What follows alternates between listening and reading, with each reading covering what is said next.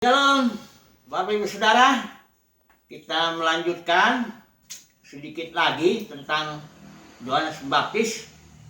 Jadi pada waktu yang lalu kita sudah bahas pelayanannya yang membuka jalan atau mempersiapkan umat untuk menerima kingdom, ya, karena setelah Yohanes tutup ministry perjanjian lama, maka Yesus masuk memberitakan tentang kerajaan surga. Jadi hari ini kita akan tambahkan sedikit aja mengenai ministry daripada Yohanes Pembaptis ini, yang kita lihat di pasal 1 Lukas ayat 17. Ini masih sudah kristalisasi Injil Lukas, ya, 1 ayat 17. Kita baca begini. Dan ia, ini maksudnya Yohanes Pembaptis, akan berjalan mendahului Tuhan dalam roh dan kuasa Elia.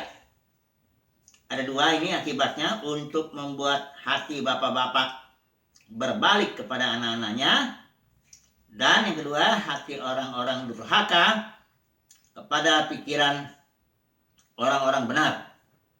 Dan tujuan daripada pelayanan ministry Elia ini, dengan demikian menyiapkan bagi Tuhan Yesus suatu umat yang layak baginya.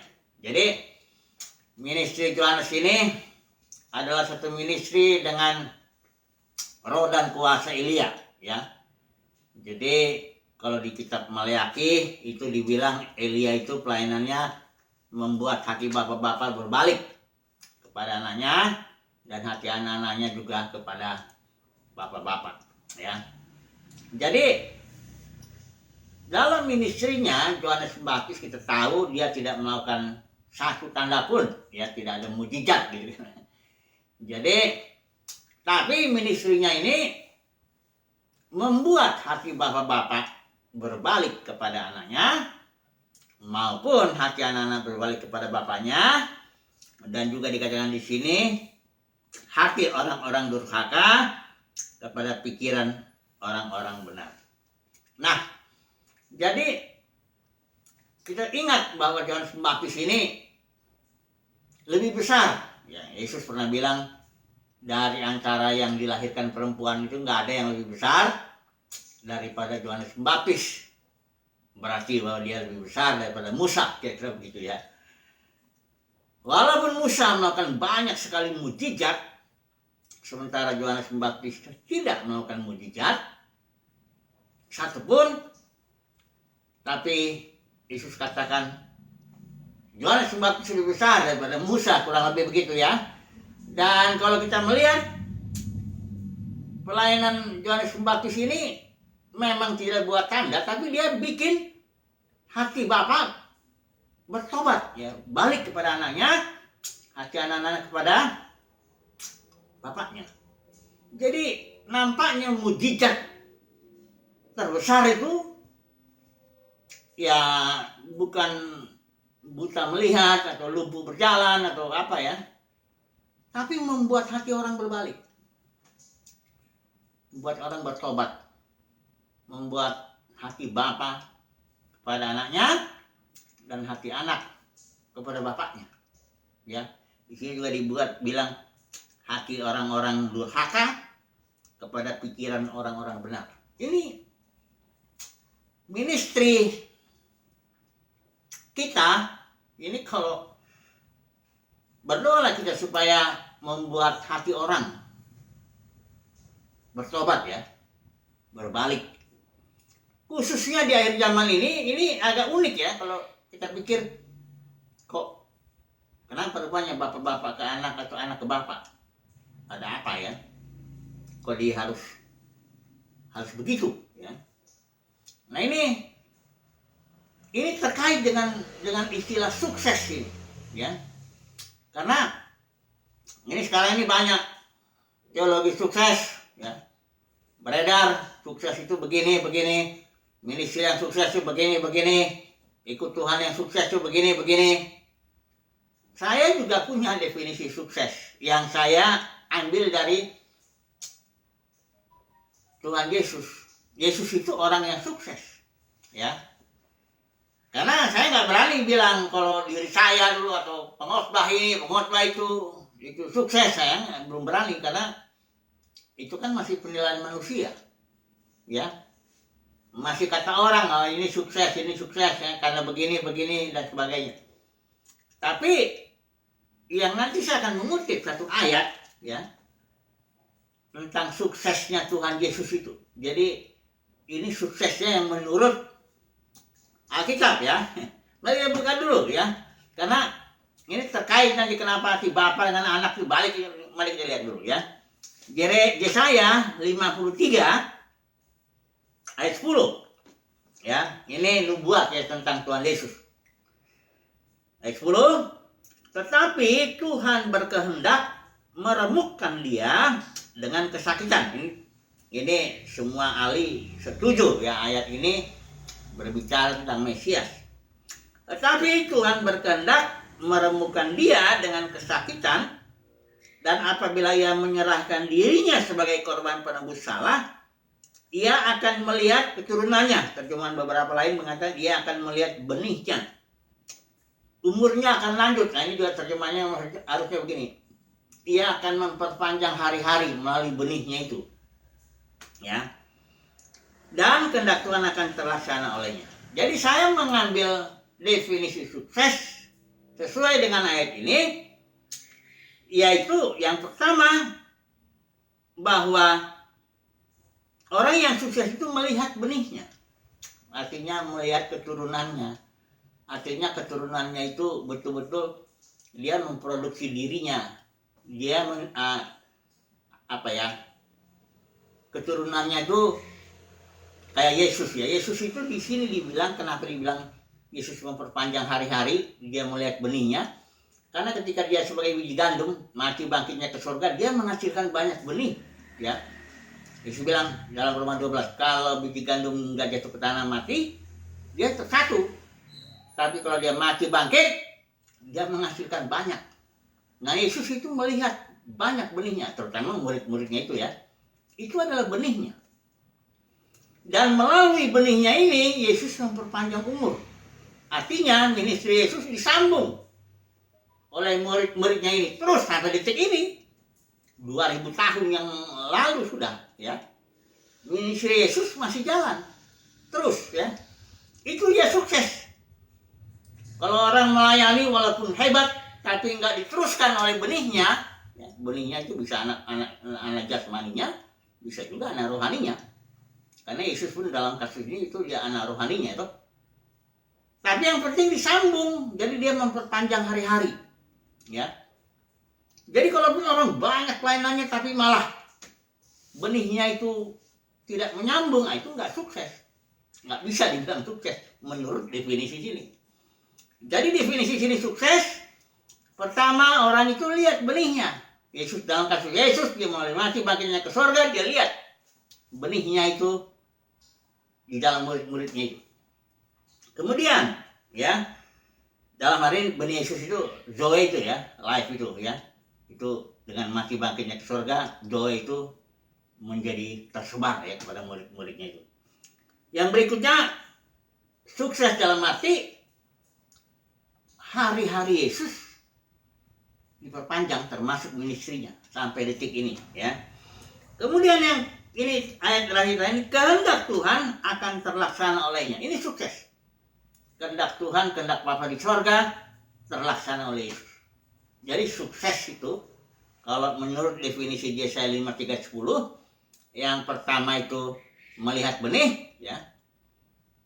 Kedua, memperpanjang umur melalui benih.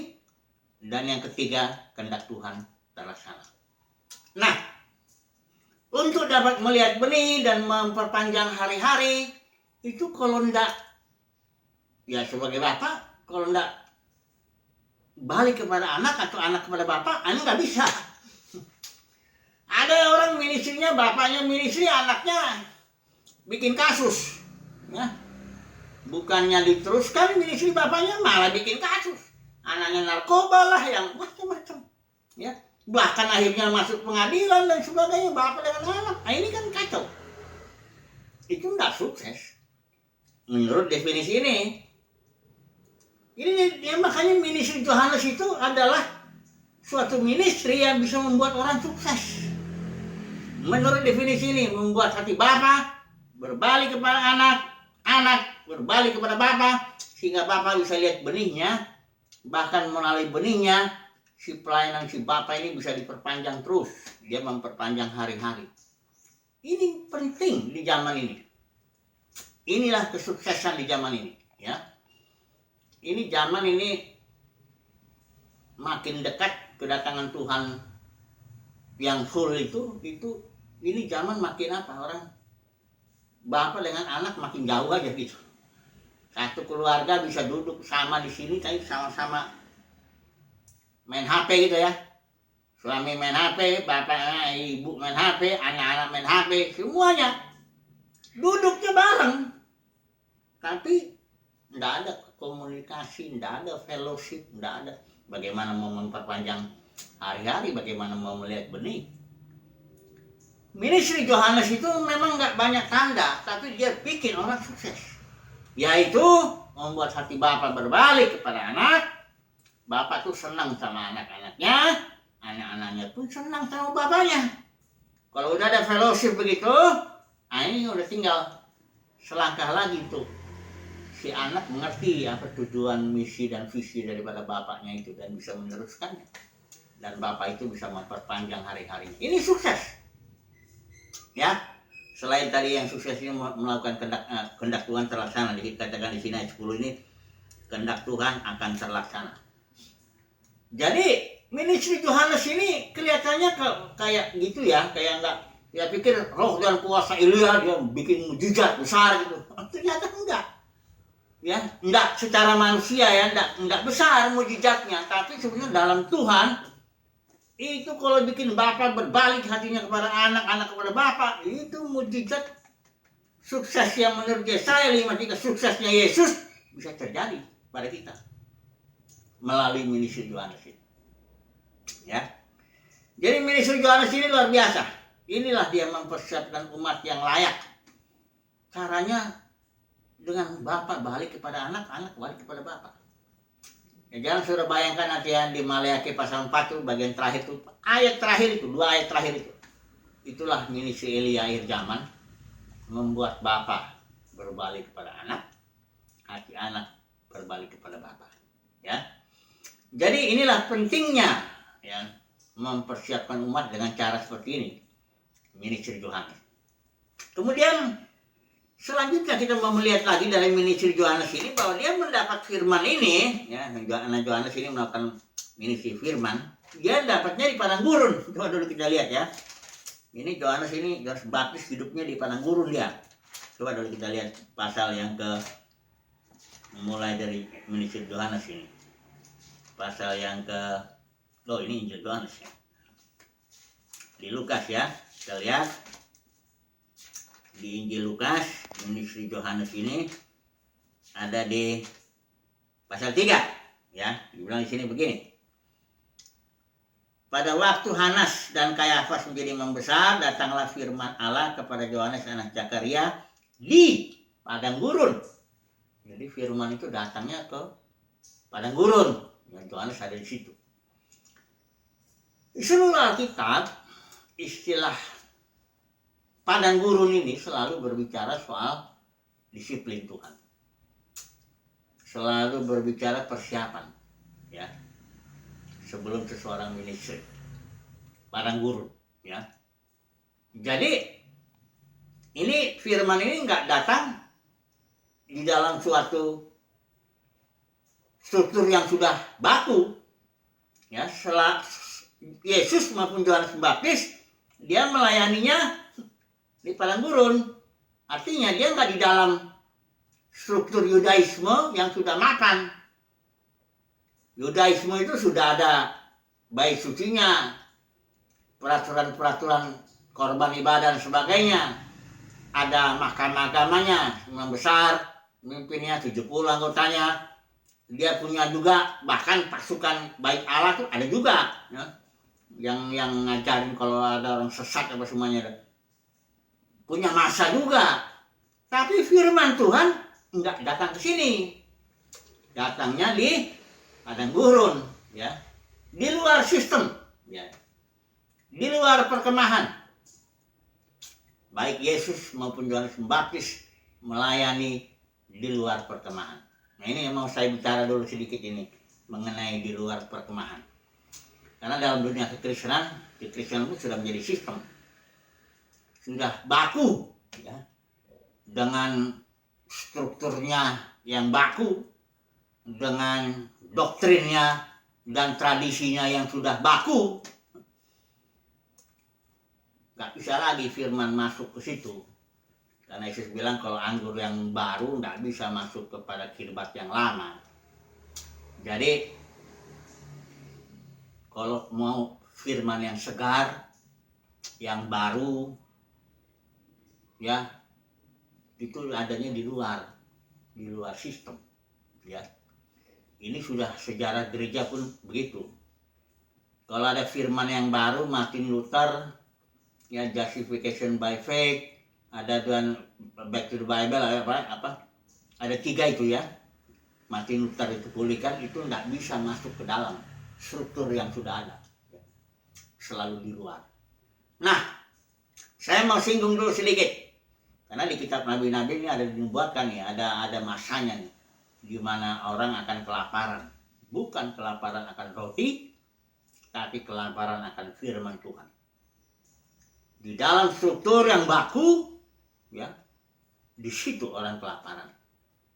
Kelaparan firman yang segar, ya, kelaparan firman yang baru lah, ya, anggur baru lah, kira-kira begitu, ya. Jadi yang didengar yang itu aja terus, ya. Liturgi hanya kedatang kebaktian kayak melakukan sesuatu yang rutinitas yang membosankan, ya, kira-kira begitu, ya.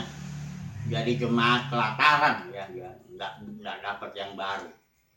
Adanya di luar dianya. Nah, beri contoh, ya. Ini ceritanya di zaman Elisa nih. Waktu zaman Elisa itu Samaria dikepung oleh tentara Aram. Terjadi kelaparan di Samaria itu. Nah, sudah gitu ada 4 orang kusta di pintu gerbang, karena orang kusta ini tidak bisa masuk, toh. Dia di luar. Jadi ini tentara Aram perkemahannya, inilah Samaria yang dikepung, ini 4 orang kusta di tengahnya itu. Orang kustanya mikir gini, kita bisa lihat juga di kitab Raja-Raja. Orang kustanya mikir gini, kalau kita masuk ke dalam kota, toh kita mati juga, karena di sana ada kelaparan. Kalau kita ke tentara Aram, ada 2 kemungkinan, kita dibunuh, ya udah mati, atau kita diterima karena ada makanan di situ. Nah, akhirnya orang kusta ini, mas, logikanya jalan, lebih bagus kita ke tentara perkemahan tentara Aram. Hanya masih ada kemungkinan, ya, 50-50 lah, kemungkinan hidup ada. Pergilah yang 4 ini ke perkemahan orang Aram. Dan sebelumnya Elisa sudah membuatkan ini, bahwa akan terjadi kelepasan. 4 kusta yang datang ke orang Aram, perkemahannya, orang Aram itu pergi. Di situ banyak sekali jarahan makanan itu. Semua orang kusta ini berhari makan semuanya, puas dia. Yang makanan di luar perkemahan, yang di luar umat Tuhan ini yang udah kelaparan di Samaria ini. Akhirnya orang kusta ini ngasih tahu juga, ini ada makanan di luar. Apa yang mau saya sampaikan di sini, Bapak Ibu Saudara? Makanan yang segar, makanan yang baru, firman yang segar, anggur yang baru, itu nggak ada di dalam perkemahan, di dalam sistem, di dalam sesuatu yang sudah baku lah gitu, ya. Nggak ada di situ, adanya di luar. Jadi kalau orang mau makan yang segar, firman yang segar keluar dari perkemahan. Orang mau ketemu sama Yohanes Pembaptis, mau ketemu sama Yesus, keluar. Saudara tahu Yesus tuh ngetok pintu gereja Laodikia itu. Ya, emang gereja ini nganggap dirinya kaya. Wah, aku kaya, nggak kekurangan apa-apa. Istri bilang, nggak, aku ada di luar. Ya, kita mesti keluar perkemahan. Kita mesti keluar dari sistem yang sudah baku, yang sudah kaku, yang sudah kelaparan kita kalau terus di situ. Ya, nggak ada makanan yang segar lagi. Yang itu aja yang dimakan. Ini sudah nubuat ini, mendekati akhir zaman akan ada kelaparan. Bukan kelaparan akan roti, tapi kelaparan akan firman Tuhan. Nah, Yohanes Pembaptis ini sampaikan firman Tuhan yang segar, yang baru. Langsung dia dapat itu di padang gurun. Nah, banyak jemaat itu keluar sih, mau dibaptis ya. Tapi orang Farisi ahli Taurat menolak. Dia nggak mau terima itu, ya. Nah, sinilah ya. Sedikit menelisik mengenai Yohanes Pembaptis. Yang pertama tadi, dengan roh dan kuasa Elia, dia membuat hati Bapa berbalik kepada anak, anak kepada Bapa. Dan yang kedua, dia sampaikan itu dari padang gurun. Nah, mari kita sebentar simpulkan dulu lah ya. Untuk saat ini kita situasi ini, ya, mendekati kedatangan Tuhan. Saya percaya sudah banyak juga nih kelaparan akan firman Tuhan yang segar ya. Anggur yang baru. Kalau yang lama sih ada. Yang itu aja tuh ada. Firman yang lama lah, yang itu yang udah jadi tradisi, sudah jadi doktrin, udah tua lah. Ya. Anggur tua. Hanya persoalannya kan banyak orang bilang juga di sini juga dibilang di Lukas, hanya kita singgung. Ada banyak orang bilang anggur yang tua tuh enak. Walaupun begitu-begitu aja enak. 30 tahun pun dengar yang itu aja nggak bertumbuh pun ya udah enak. Tapi kalau kita mau yang segar, firman yang baru, itu keluar. Ya, kita mendengar firman Tuhan yang baru. Ada makanan di luar perkemahan, ya, makanan yang berlimpah. Ya. Saudara jangan takut keluar dari sistem, keluar dari apa ya istilahnya box. Kalau mau segar ya, kalau mau bertumbuh. Ya memang kadang-kadang ditakutin oleh para pemimpin. Kamu jangan kemana-mana, nanti sakit perutmu, makan jajan di luar-luar. Padahal justru di luar itu yang bikin bertumbuh. Di luar perkemahan. Jadi semoga firman Tuhan pelajaran yang Yohanes inilah ya. Kita dapati ini 2 poin. Semoga kita juga supaya sukses kita seperti Yesus, sebagai bapak atau sebagai anak kita balik. Kedua, jangan takut untuk keluar dari situ. Nggak akan kita mati kelaparan, justru kita akan mati kelaparan kalau di dalam sistem itu. Kalau kita keluar, kita akan melihat. Ya. Puji Tuhan lah, saya merasa bersyukur dengan adanya COVID ini ya. Umat Tuhan sedianya jadi banyak dia juga dari YouTube lah, dari apalah semuanya lah, dia mendengar firman yang baru. Barangkali dia belum pernah dengar. Ya. Puji Tuhan lah COVID ini sedikitnya membongkar tembok-tembok itu loh. Ya, sehingga jemaat bisa melihat ya, mendapat firman yang baru dan segar. Puji Tuhan. Haleluya. Amin.